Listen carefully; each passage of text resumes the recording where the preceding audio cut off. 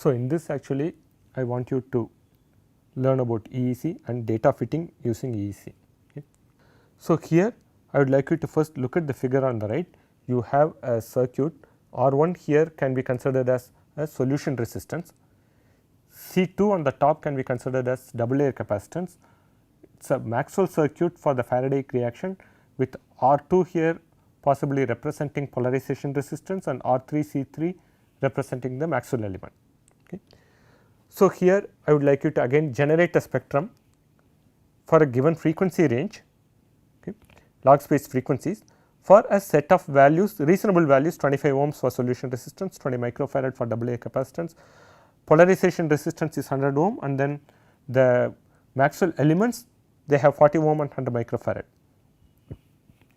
So, you can use this and generate the spectrum and plot it in complex plane plot as well as in Bode plots. This is the first part. Next, let us say this is experimentally obtained data. Okay. It is a clean data, no noise, but we do not know which circuit it is, or actually we will first say we know what the circuit is. Okay. This is the circuit. Now, I would like you to try and get the values of R1, C2, R2, R3, C3 using any commercial software or free software. Okay. So, basically we pretend that we do not know the values of R1, R2 etc., and then find this. It is a clean data, you should not have any difficulty in getting these values. When you get these, you should also look at the confidence intervals in the data, in the best fit parameter values. For example, if R1 you get the value of R1, do you get it as 25 ohms plus or minus 0 ohm, or is it 25 ohm plus or minus 100 ohm, 25 ohm plus or minus 5 ohm? All these things make a difference. Similarly, what is the chi-square value? In this case, you should actually get a 0 error, and within round of error you should get, within round of value you should get very little chi-square value, because it is a clean data. Now, if I add 1% random values or random noise to this data and redo this, I should actually get a confidence interval which is non-zero. That means it should be 25 ohm plus or minus 2 ohm or some such number, and similarly the chi-square value should be little high. If I include 2% noise, if I include 5% noise, it is going to be more. So, you get an idea of what type of values should I expect from this. However,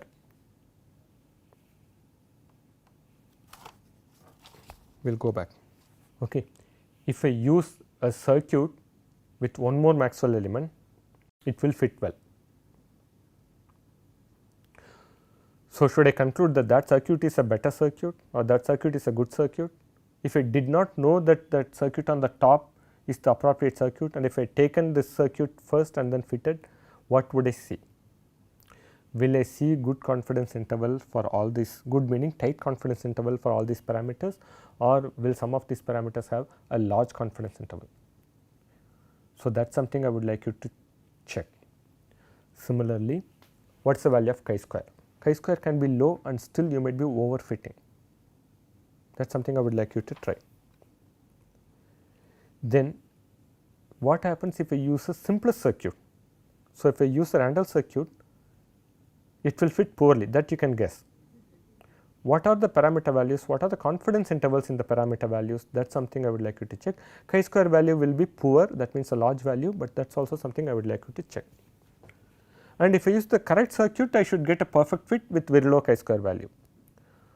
Now, if I add a little bit of noise, how will it work? What will happen for the best fit parameter values and chi-square values for the Randall circuit or for the correct circuit? Correct circuit here is the Maxwell circuit with one Maxwell element. Then if I overfit, that means if I give a model with two Maxwell elements, I am adding more parameters. So, chi-square value comparison is not just the best way to do, it is one way, but it is not always going to tell you whether it is good or not. Confidence interval and parameter is something you should look at. In addition, you should also look at what is called Akeke information criteria. Okay. We have seen this in the class AIC. When you increase the number of parameters, there is a penalty for this.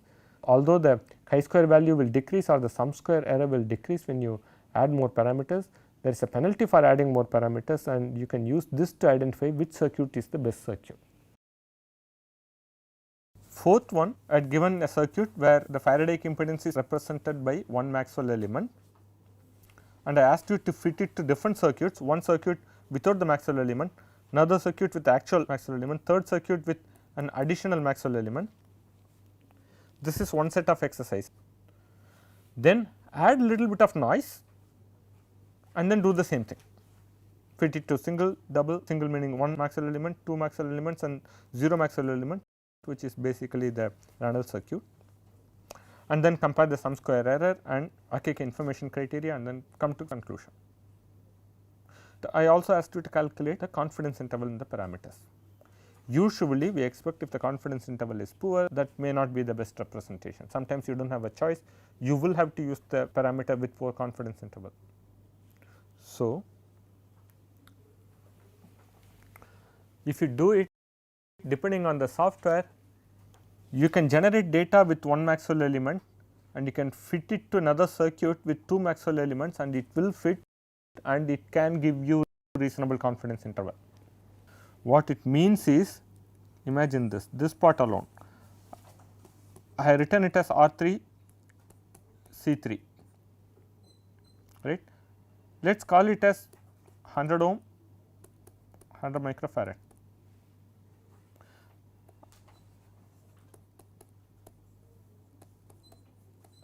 I can get the same effect by using 200 ohm, 200 ohm, 200 microfarad, 200 microfarad, correct.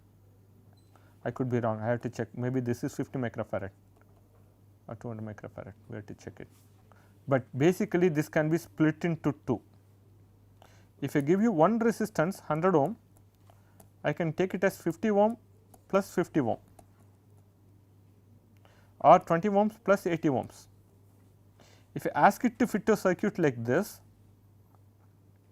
program may or may not realize that they are redundant.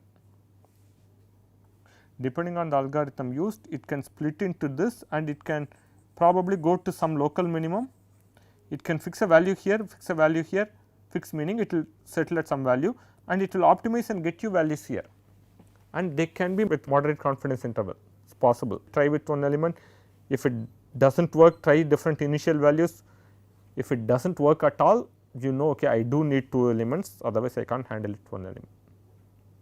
Generally, you want to look at confidence interval. If it is poor, it is probably not a good idea to use it. If it is moderate, you can't assume that it is the best one.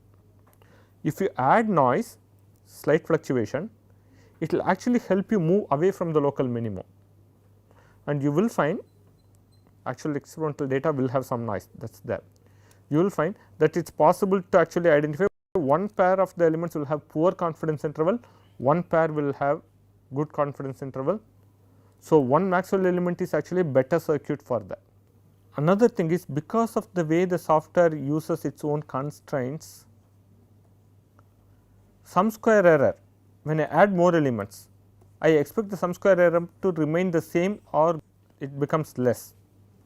I fit this, it models the data, there is some difference between the experimental data, experimental or simulated data and the model data here. If I add one more element, error has to go down, or at the worst case it has to remain the same, but sometimes the software will give you a higher error. Reason is, it does not set the R value to be infinity, it can't set it to 0. If I add R value here, it can't set it to 0, it will have a non-zero value. That is constraint given by the programmer. Okay. It can't set an infinite value here, it will set a large value here. So, sometimes what will happen is, the software will tell you when you add more elements, error becomes little larger. Do not use the larger error and calculate the AAC. You have to say that error has to be at least as small as this. If the error is as small as this, but you are going to add more parameters, obviously AAC is going to be higher. So, watch for that also. Do not blindly click get and assume this is correct. That is hopefully the what we learn from. But why would the error become large? Because what happens is, they will have an artificial constraint saying that the R there has to be minimum of some number, or maximum can be 10 power 20. it can't be infinity. They do not let it go to 0, they do not let it go to negative unless you ask it to go to negative. If you ask it to go to negative, again it will not go to 0, it will go to non-zero value with the minimum and maximum in the numbers. So, what happens is, let us say this is the best circuit, we generate data, this is the best circuit, I do this, if R equal to infinity, that is a good circuit. Now, by adding I should not get a higher error, I should get lower sum square error, smaller value, yeah. But max this can be set to 10 power 9, there will be some constraint in the software, it does not set it to infinity, or at least the ones which we normally use do not. Then some current will still go through this, it will deviate slightly from the perfect fit. If it can be set to infinity, it works well. If this capacitance can be set to 0, it works well. This can't be set to 0, this can't be set to infinity, it does not work as well. That means there will be some current going through this, that means the model impedance will be slightly different from the perfect value. I can get some square error of 0 from this, I might get larger than 0 here. Any of you tried where you add elements and the sum square error is actually slightly higher, chi square value will be slightly higher?